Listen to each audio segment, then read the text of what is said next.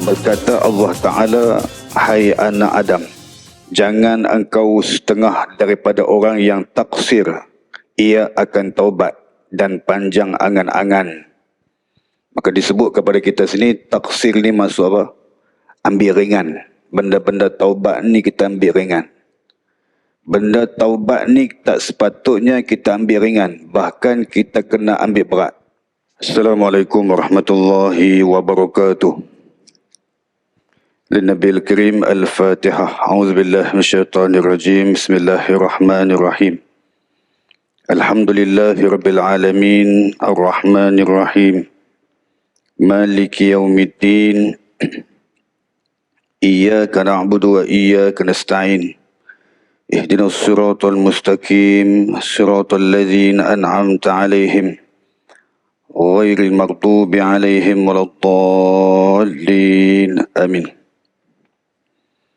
إن الحمد لله نحمده ونستعينه ونستغفره ونعوذ بالله من شرور أنفسنا ومن سيئات أعمالنا. من يهد الله فهو المهتد ومن يضلل فلن تجد له وليا مرشدا. أشهد أن لا إله إلا الله وأشهد أن محمدا عبده ورسوله. اللهم صل وسلم على سيدنا حبيبنا المصطفى محمد صلى الله عليه وسلم. أرسل رسوله بالهدى ودين الحق ليظهره على الدين كله وكفى بالله شهيدا وبعد. وقال الله تعالى في القرآن العزيز بعد أعوذ بالله من الشيطان الرجيم. يا أيها الذين آمنوا إن تتقوا الله يجعل لكم فرقانا ويكفر عنكم سيئاتكم ويغفر لكم والله ذو الفضل العظيم. Surah Al-Anfal pada ayat yang ke-29.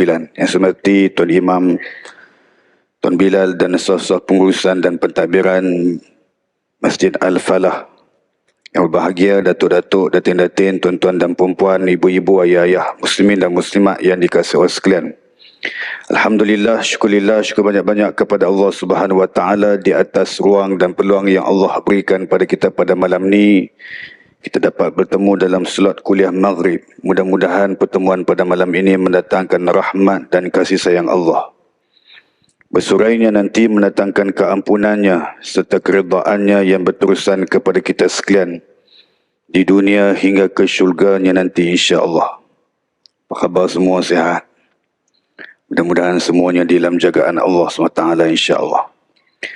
Di dalam satu ayat Al-Quran yang saya bacakan tadi, kata Allah SWT yang membawa maksud, "Wahai orang-orang yang beriman, jika kamu bertakwa kepada Allah, nescaya ia mengadakan bagi kamu petunjuk yang membezakan antara yang benar dan yang salah." Ini kelebihan orang yang bertakwa. Allah SWT akan tunjuk kepada dia mana satu jalan yang benar, mana satu jalan yang batil. Ini satu rezeki Allah bagi hidayah pada kita. Bahkan Allah SWT sebut, dan dia akan menghapuskan kesalahan-kesalahan kamu. Kesalahan ini bermaksud kesalahan-kesalahan kecil kita. Sehingga Allah SWT mengampunkan dosa-dosa kamu, dan Allah sememangnya mempunyai limpah kurniaan yang besar untuk diberikan kepada hamba-hambanya. Maka ayat ni kita dapat faham bahawasanya Allah SWT dia nak kita jadi orang yang bertakwa. Lalu dia tawarkan kepada kita beberapa kelebihan daripada kesan kita bertakwa kepadanya. Kalau kita semak dalam ayat yang lain, dalam surah At-Talaq yang kita selalu baca di dalam ayat-ayat yang disebut sebagai ayat 1000 dinar. Wa kata, "Wa may yattaqillaha yaj'al lahu makhraja wa yarzuqhu min haitsu la yahtasib." Daripada ayat tu sampai bawah ada 5 tawaran untuk orang yang bertakwa yang Allah ceritakan di dalamnya. Bermaksud kepada kita, dia nak kita jadi orang yang bertakwa. Takwa ni apa? Takwa ini iaitu al-khawfu bil jalil, takut kita kepada Allah. Wal amalu bitanzil, beramal dengan Al-Quran dan hadis. Wa ridha walau biqalil, ridha atas pemberian Allah walaupun sedikit. Wal isti'dadu ila yaumir rahil, melakukan persiapan untuk bertemu dengan Allah SWT. Yang ini takrifan daripada Sayyidina Ali bin Abi Talib karamallahu wajhah berkenaan dengan definisi takwa. Bermaksud kepada kita sekalian, sangat-sangat dituntut kita jadi manusia yang rendah diri di dunia ni. Bahkan kita kena besarkan Allah di dalam kehidupan kita seharian. Maka itulah bekalan yang paling terbaik yang disuruh kepada kita untuk berbekalkan dengan bekalan takwa. Kata Allah dalam Al-Quran, وَتَزَوَّدُوا فَإِنَّ خَيْرَ الزَّادِ التَّقْوَى, dan berbekallah kamu dengan bekalan takwa, kerana itulah yang paling terbaik bekalan ketika mana kamu dibangkitkan di hadapan Allah SWT. Jadi tuan-tuan dan perempuan muslimin dan muslimat yang dikasihi sekalian, alhamdulillah, syukur banyak-banyak kepada Allah. Mudah-mudahan kita ambil manfaat daripada ayat yang kita bacakan tadi, insya-Allah. Malam ni insya-Allah kita sambung pengajian kitab kita, iaitu kitab Al-Muhimmah karangan Syekh Daud Al-Fatani, kitab lama, iaitu di dalam perbahasan Al-Mawa'izul Badi'ah, di dalam pengajaran yang kelima malam ni, insya-Allah. Bismillahirrahmanirrahim. Berkata Allah Ta'ala, hai anak Adam, jangan engkau setengah daripada orang yang taksir, ia akan taubat dan panjang angan-angan. Maka disebut kepada kita sini, taksir ni maksud apa? Ambil ringan. Benda-benda taubat ni kita ambil ringan. Benda taubat ni tak sepatutnya kita ambil ringan. Bahkan kita kena ambil berat. Sebab kita tak tahu bila kita akan dipanggil oleh Allah SWT. Tapi kalau kita tahu Allah nak panggil kita bila, boleh kita nak ambil ringan benda taubat ni. Sebab kita tak tahu, sebab itu kita kena jadi manusia yang ambil berat berkenaan dengan taubat. Bahkan disebut di sini, dan panjang angan-angan dan harap ia akan kebajikan akhirat dengan ketiadaan amal engkau kata seperti kata orang yang soleh, dan engkau perbuat seperti perbuatan munafik. Jika aku memberi akan dikau, tiada engkau padakan, dan jika tiada aku beri akan dikau, tiada engkau sabar, dan engkau suruhkan akan orang dengan berbuat kebajikan, padahal engkau tiada engkau perbuat akan dia. Maknanya disebut di sini, kita mengharapkan kebajikan di akhirat, sedangkan amalan yang nak sampai ke sana tidak ada. Kita mengharapkan kita hidup di dunia ni, mengharapkan akhirat nanti kita jadi orang yang confirm syurga. Kita mengharap jadi orang yang dilevelkan sebagai orang yang dimasukkan ke dalam syurga. Tetapi amalan yang nak menjuruskan kepada nak mendapat keredaan Allah supaya Allah masuk kita ke dalam syurga, tidak ada.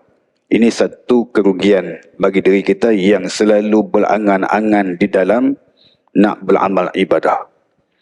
Sedangkan hidup di dunia ni tak perlu kita berangan-angan, sebab angan-angan itu selalu menipu kita.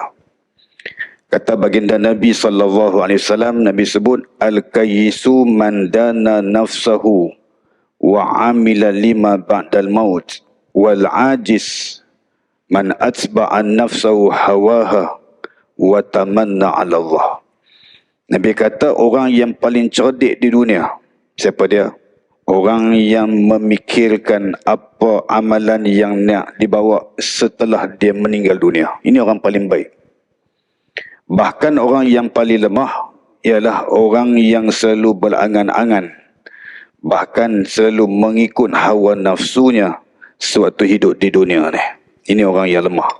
Sebab itu kita disuruh jadi orang yang bijak di dalam memikirkan apa amalan kita yang kita nak bawa setelah kita meninggal dunia nanti. Tuan-tuan dan perempuan, ibu-ibu, ayah yang dikasihi sekalian, saya nak cerita kepada tuan-tuan ada satu kitab. Kitab Rahsia Kematian, Alam Akhirat dan Kiamat, karangan Imam Al-Qurtubi. Dia menceritakan daripada hadis Nabi SAW yang seingat saya, Saya dah baca kitab tu. Ketika mana baginda Nabi SAW menceritakan hal keadaan sewaktu kita dimasukkan ke alam barzakh.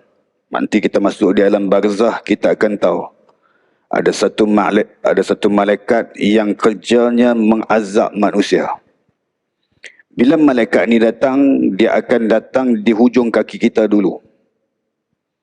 Sewaktu dia sampai di hujung kaki, ada amalan yang akan menjadi benteng supaya kita tak kena azab di hujung kaki kita. Maka amalan itu ialah manusia yang selalu mendirikan solat.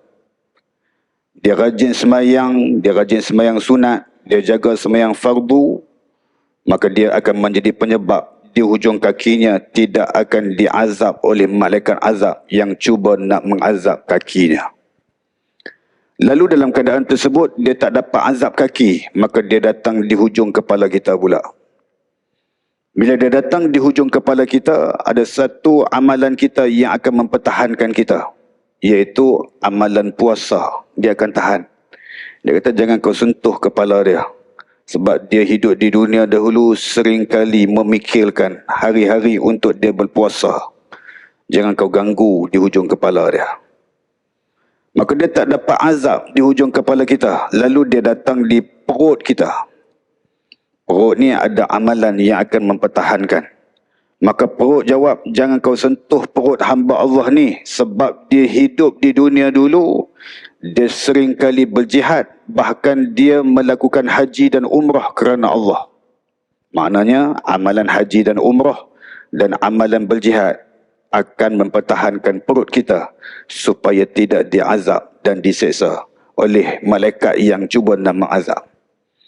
Dalam keadaan tersebut, bila dia tak mampu nak mengazab perut kita, maka dia datang di tangan. Tangan jawab. Tangan kata, wahai malaikat yang suka mengazab manusia, jangan kau sentuh tangan dia. Sebab tangan dia ni ada tangan yang berzakat dan ada tangan yang selalu berinfak dan bersedekah di jalan Allah. Jangan kau sentuh dia. Maka dalam keadaan tersebut, bila malaikat ni tak dapat sentuh secara seluruh badan jasad manusia ni, maka dia kata, aku kenal kamu adalah orang yang baik. Kamu hidup dalam keadaan orang yang baik, mati kamu pun dalam keadaan yang baik. Beruntunglah kamu wahai manusia di atas amalan kamu yang kamu kerjakan sewaktu hidup di dunia. Ini kemuncak manusia, tuan-tuan. Sebab itu di dunia ni Allah suruh kita beribadah, Allah suruh kita lakukan ketaatan, Allah suruh kita buat apa yang dia suruh kita buat. Jadi bila kita buat apa yang Allah suruh dan apa yang disuruh oleh baginda Nabi SAW, maka ianya akan menyelamatkan kita hakikatnya. Begitu tuan-tuan yang disuruh oleh Allah Subhanahu Wa Taala kepada kita sekalian.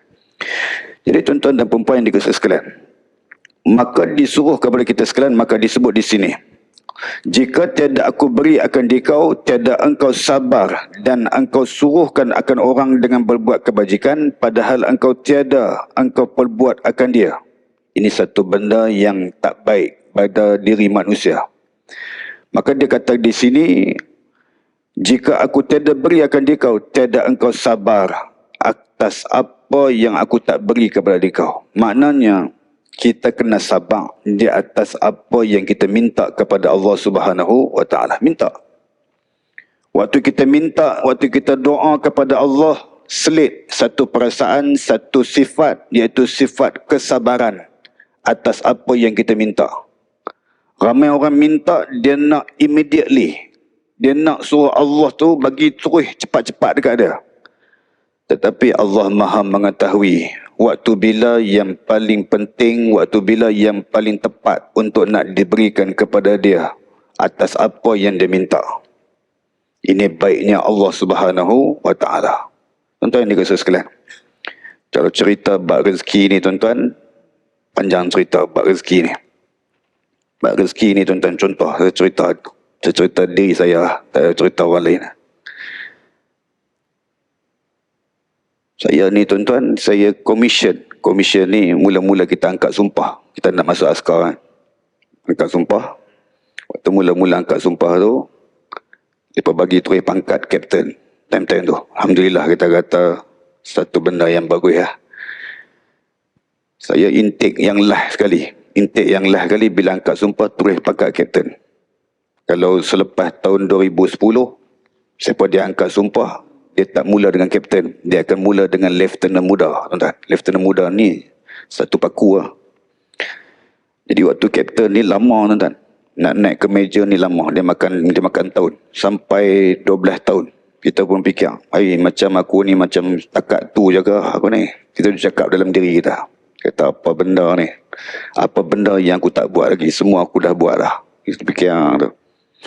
Mak ni yang kata mak bagus. Mak kata sabar. Minta lama dah Allah dengar. Nanti sampai waktu dia Allah bagi ke hang. Kita pun relax. Tuan-tuan. Percaturan Allah SWT tu dia atok kita pergi tempat ni, dia atok pergi tempat ni, lah kali kena pada tempat dia. Allah bagi kat kita. Sudah fikir, cantik betul percaturan Allah SWT ni. Benar kata Allah yang disebut dalam Al-Quran, dia kata, wa huwa khairul raziqin. Dia kata Allah ni kalau nak catur rezeki manusia, dia yang paling terbaik sekali. Walaupun dari sudut fikiran kita, kita rasa percaturan manusia tu bagus dah. Tetapi di sisi Allah, dia yang paling bagus. Maknanya, bab rezeki serah kepada Allah. Kita jangan duk jadi serabut, kita jangan duk jadi kelabu punca, bahkan kita serah kepada Allah. Cuba tuan-tuan dengar. Sebab apa Nabi Allah Ibrahim AS digelar Khalilullah? Tuan-tuan. Nabi Allah Ibrahim digelar Khalilullah. Khalilullah tu apa dia? Khalilullah itu kekasih Allah. Antara sebab digelar kepada Nabi Allah Ibrahim AS Khalilullah, yang pertama, dia tidak pernah risau tentang rezeki dia. Tak pernah risau. Soal rezeki ni, dia tak pernah serabut, dia tak pernah susah hati, dia tak pernah gelisah. Sebab dia yakin Allah punya percaturan yang paling terbaik. Dia tak pernah risau. Sebab tu dia digelar Khalilullah. Sebab yang kedua, dia digelar Khalilullah. Sebab dia mengutamakan perintah Allah daripada segala perintah manusia yang ada di dunia ni. Maka dia digelar Khalilullah. Sebab itu tuan-tuan, Nabi Allah Ibrahim, dia sangat sayang. Allah sangat sayang kepada dia. Maka disebut sebagai Khalilullah. Nabi Allah Ibrahim AS. Tuan-tuan dan perempuan dikasih sekalian. Kemudian, maka disuruh kepada kita untuk bersabar atas apa yang kita minta kepada Allah SWT. Bahkan dia kata, dan engkau suruhkan akan orang dengan berbuat kebajikan, padahal engkau tiada engkau perbuat akan dia. Ini pun satu benda yang tak baik. Bila kita suruh orang buat baik, diri kita yang bercakap ni, kita mesti mendahului atas apa yang kita nak keluar daripada mulut kita untuk kita nak suruh orang buat. Maknanya, biarlah kita cakap serupa bikin, tuan-tuan. Tuan-tuan baca dalam ayat Quran, dalam surah As-Saff, ayat 2 dan ayat 3. Allah kata, ya ayyuhallazina amanu lima taqulu nama la taf'alun. Wahai orang-orang yang beriman, kenapa kau bercakap sedangkan engkau tidak mengamalkan dia? Ayat ketiga, kabura maqtan 'indallahi an taqulu ma la taf'alun. Sangat besar kemarahan Allah kepada manusia yang pandai bercakap tetapi tidak mengamalkannya. Jelas ayat itu tuan-tuan, tak perlu tafsir panjang. Maknanya ayat itu secara terperinci Allah dah cerita dah. Jenis perangai manusia macam ni Allah benci. Jenis perangai manusia yang pandai cakap tetapi tak pandai nak melakukannya, Allah benci. Kita jelas, lalu Allah terangkan kepada kita bahwasanya Allah benci kepada manusia yang sedemikian. Lalu disebut dalam kitab ni juga seperti yang dimaksudkan di dalam Al-Quran. Maka disebutkan di sini juga, dan engkau itu tiada malu daripada aku, dan engkau lupa akan daku, dan engkau ingatkan akan yang lain daripada aku, dan engkau takut akan manusia, dan tiada engkau takutkan akan daku, dan engkau takut daripada marah manusia, dan tiada engkau takut akan murka aku. Betul tak tuan-tuan? Manusia ramai macam ni, ramai manusia macam ni. Kita di dunia ni banyak kita buat sesuatu perkara kerana manusia. Kadang-kadang kita buat sesuatu benda tu kita niat kerana manusia tengok kita. Kita buat satu perkara tu kita rasa orang tengok kita dan kita tangkap satu keputusan bahawasanya mereka tengok aku ni nanti mereka kata aku baik. Mereka kata aku ni di kalangan orang yang rajin semayang. Semua kita buat di dunia ni, bukan kita semua tuan-tuan. Majoriti manusia yang buat perangai macam ni. Maka ditegah di dalam agama kita buat sesuatu perkara kerana nak ambil perhatian manusia. Ataupun buat sesuatu benda kerana nak dapat kepujian manusia. Ini benda yang ditegah oleh Allah Subhanahu wa taala. Ada satu hadis Nabi SAW mafhumnya. Nabi pernah cerita. Nabi kata di yaumul mahsyar nanti 3 orang yang paling utama akan dipanggil menghadap di hadapan Allah lalu disoal kepada mereka. Ada 3 orang. Yang pertama, orang yang berjuang bermati syahid di dalam kehidupannya di dunia. Allah panggil dia. Bila Allah panggil dia, wahai manusia, apa jasa kamu di dunia? Apa yang kamu buat dengan kekuatan, dengan umur yang aku berikan kepada kamu? Apa yang kamu buat? Dia kata, wahai Allah, aku hidup berbunuh-bunuhan, bermati-matian sehingga aku mati syahid di jalan engkau, wahai Allah. Maka dengan sebab itu aku mati syahid pada hari ini. Allah kata kepada dia, kazzabta. Apa maksud kazzabta? Kamu penipu, Allah kata. Lalu diheret dia masuk ke dalam neraka Allah SWT. Sebab apa Allah tahu kata dia penipu? Sebab soal hati. Dia berasa dia buat tu bagus dah. Dia buat tu, dia rasa cantik dah. Tetapi di dalam hati itu, Allah yang memandang apa niat dia, apa kata-kata dia, apa yang menjadi sebab dia melakukan sesuatu perkara tu daripada hati dia. Baca ayat Quran. Innallaha alimun bizatis sudur. Allah kata, aku paling tahu apa yang terkandung dalam isi hati kamu. Macam kita main malam ni tuan-tuan. Kita main solat jemaah di Masjid Al-Falah ni. Tuan-tuan main kerana apa? Kerana Allah, Ustaz. Betul ke kerana Allah? Betul, Ustaz. Kita cakap betul. Tapi Allah tahu hati itu apa dia. Saya selalu duk sebut tuan-tuan. Bila orang main majlis ilmu dia ada 4 jenis manusia.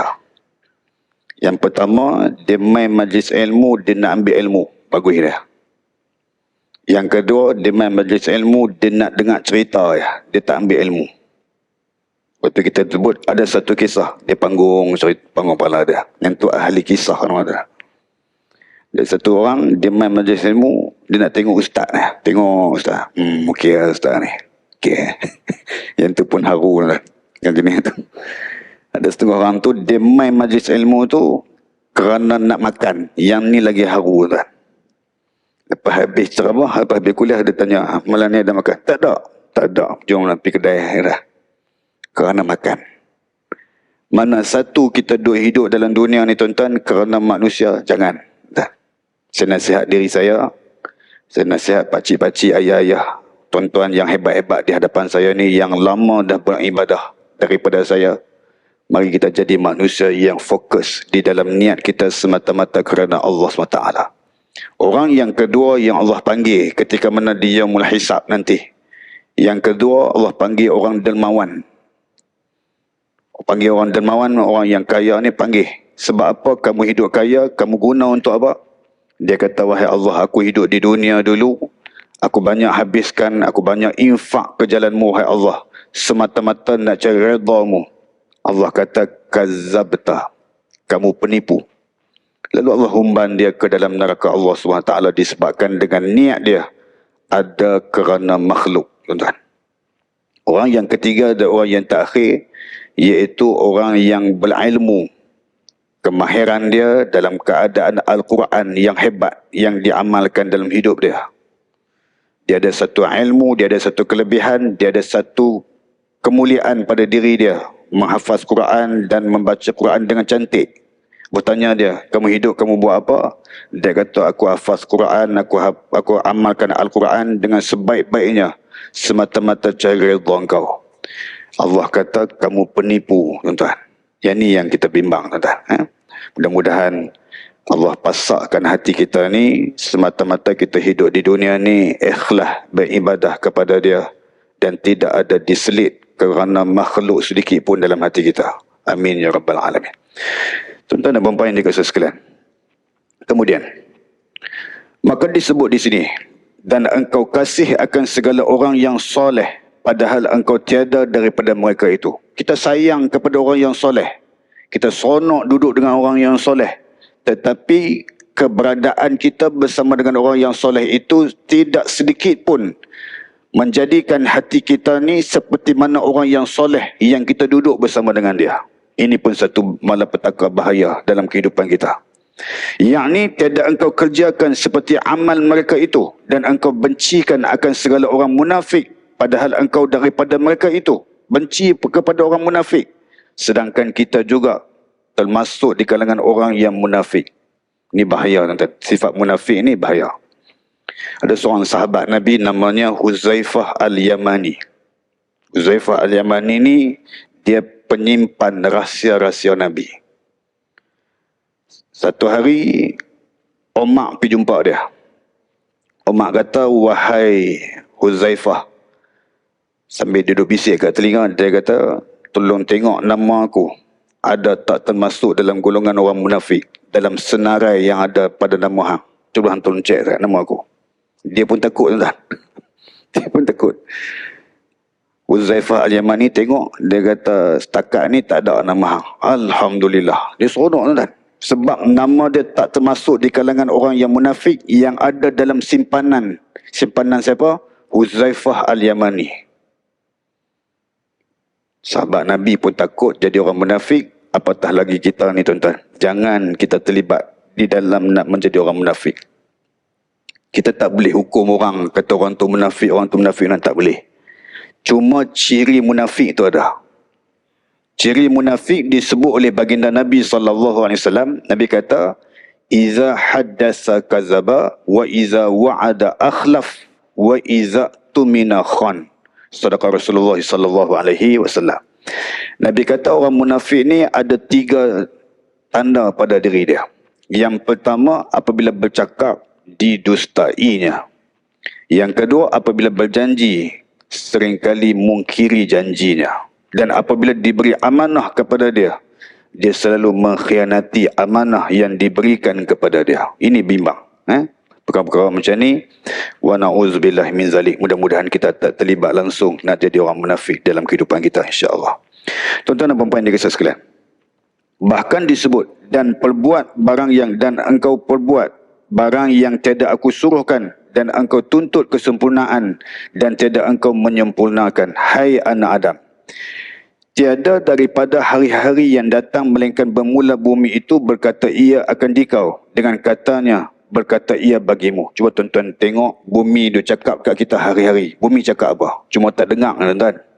Kalau dengar, kita pun tak berani nak pijak atas dia.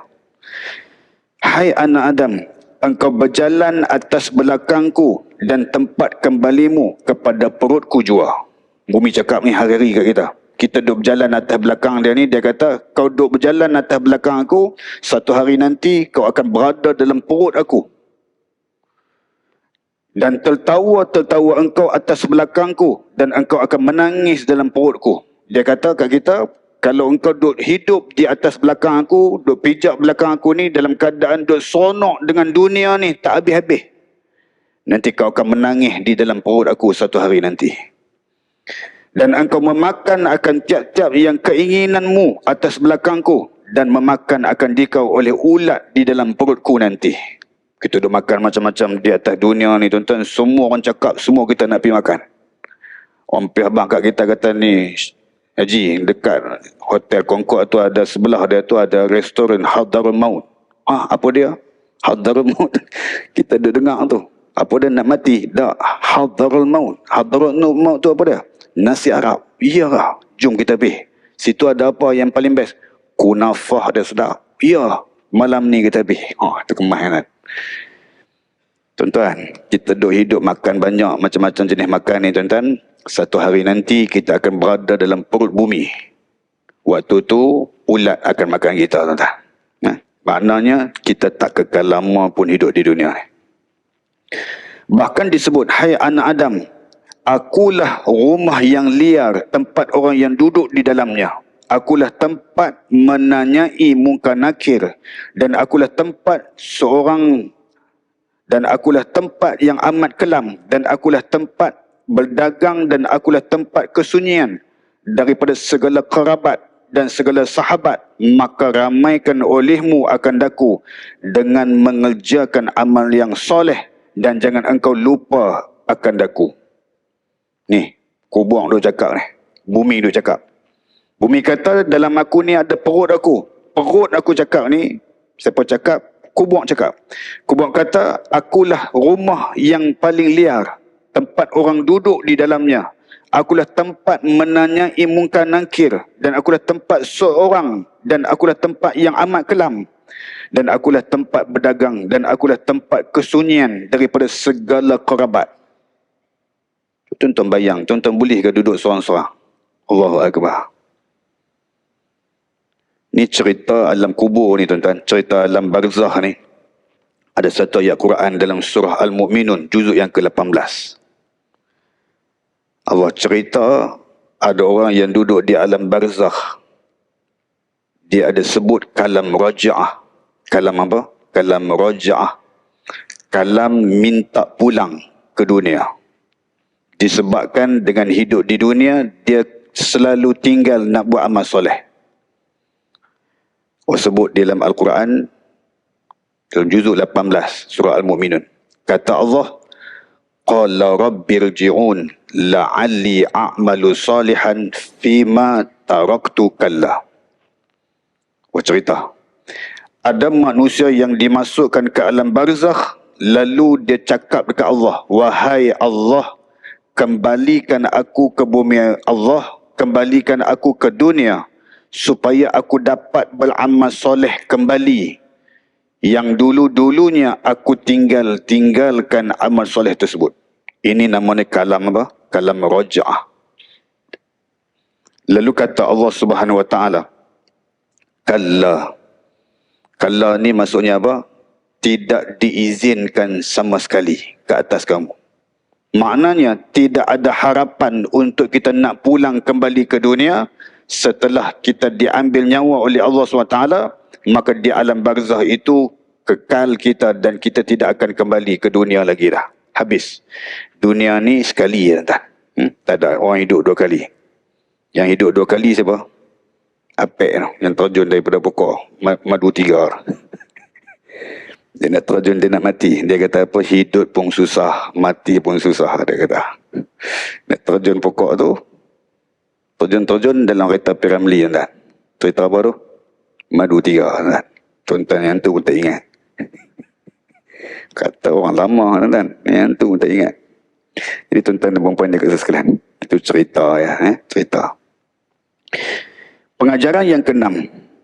Berkata Allah Subhanahu Wa Taala, hai anak Adam, tiada aku jadikan akan kamu supaya banyak aku dengan kamu daripada sedikit, dan tiada aku jadikan akan kamu supaya bertaulan aku dengan kamu daripada seper aku dan liarku, dan tiada supaya minta tolong aku dengan kamu atas pekerjaan yang lemah daripadanya, dan tiada kerana mengambil manfaat aku daripadamu, dan tiada kerana menolak mudarat dengan kamu, dan tetapi aku jadikan akan kamu supaya jadi kamu mengenal akan aku. Allah ni tuan-tuan, dia duk hidupkan kita ni satu ya benda. Dia nak suruh kita kenal dia. Macam mana nak kenal dia? Quran cerita banyak dah. Macam mana nak kenal Allah SWT? Daripada ayat Al-Quran banyak cerita. Semua yang Allah cerita ni disebut sebagai ayatih. Ayat. Ayat ni tuan-tuan maksudnya dalam ayat Quran Allah sebut wa min ayatihi, wa min ayatihi. Yang tu ada dua maksud. Satu maknanya tanda-tanda kebesaran, tanda-tanda kekuasaan, ayatih. Satu lagi maksudnya ayat Al-Quran ni yang Allah ceritakan. Jadi maknanya, bila kita kenal Allah SWT, maka kita akan jadi manusia yang baik. Sebab kita tahu Allah ni macam ni, Allah ni macam ni, apa yang Allah suka dan apa yang Allah tak suka. Bila kita kenal Allah, kita akan jadi orang yang baik di dalam kehidupan kita. Bahkan disebutkan kepada kita sekalian, dan kamu tinggal akan tegahku pada seumur hidup kamu, dan syukurkan akan nikmatku akan sebagai syukur yang banyak, dan kerana kamu ucap tasbih akan daku pada pagi-pagi dan petang. Hai anak Adam, jikalau bahwasanya awal kamu dan akhir kamu, manusia kamu dan jin kamu, dan orang yang mati kamu, dan orang yang hidup itu kamu, dan yang kecil kamu, yang besar kamu, dan yang muda kamu, dan yang tua kamu, dan yang merdeka kamu, dan segala hamba kamu, jika muwafaqah dan berhimpun mereka itu semuanya atas berbuat taat akan daku, nescaya tiada menambah oleh yang demikian itu pada kebesaranku dan kerajaanku akan seberat zarah jua pun. Tuan-tuan, apa maksud? Maksudnya di dunia ni kalau kita buat apa pun tak tergugat apa pun kepada Allah SWT. Kita kata kita tak nak semayang, kita tak nak taat Allah, aku tak mau buat apa, Allah suruh aku buat ni, semua aku tak nak buat. Sedikit pun tak tergugat dia punya kedudukan dia. Sedikit pun dia tak heran atas apa yang kita tak buat, apa tuntutan daripada dia. Maknanya dia tetap stabil dan dia tak pernah tergugat pun atas perbuatan kita terhadap diri dia. Kita baca ayat Quran. Ada satu ayat Quran Allah cerita tentang haji. Walillahi 'alan nasi hajjul baiti man istata'a ilaihi sabila. وَمَنْ كَفَرَ فَإِنَّ اللَّهَ غَنِيٌّ عَنِ الْعَالَمِينَ. Allah kata bagi Allah SWT, Allah telah memfardukan haji bagi orang-orang yang mampu. Last kali dia kata, وَمَنْ كَفَرَ فَإِنَّ اللَّهَ غَنِيٌّ عَنِ الْعَالَمِينَ. Allah kata, siapa-siapa yang kufur, tak nak buat. Dia mampu, dia tak nak buat. Dia ada harta, dia tak nak pergi. Dia ada segala kesihatan kuat, semua dia layak untuk pergi, dia tak nak pergi.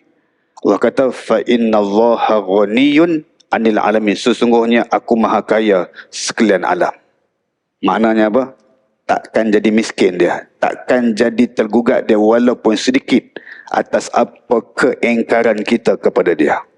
Baca ayat surah Luqman, page yang kedua atas sekali. Allah kata apa?